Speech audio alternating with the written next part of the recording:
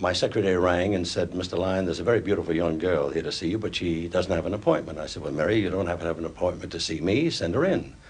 So a moment later, in walked the most gorgeous young girl you've ever seen in your life. This golden hair, beautiful little print dress, and 22 years old. And I said, sit down.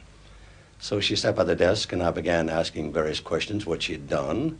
She told me a little extra work and a bit here and there. And I said, what's your ambition? She said, to be a film star. And I looked at her and I said, well, honey, you're in pictures, and I think you will be a film star. I said, I don't think you can use the name Norma Jeane Doherty if you're going to be a star. We've got to change your name. By the contract, we have a right to change the name. So she agreed, and we looked in the book and thought of all kind of combinations of names.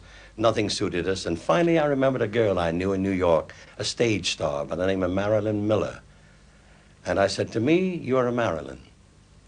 And she said, that's a lovely name. I said, all right, that's your first name. We couldn't find a second name, but she suddenly turned to me and said, Mr. Lyon, could I use my grandmother's name? I said, what was that? She said, Monroe, Marilyn Monroe. She would take dramatic lessons for 3 hours. She'd have lunch.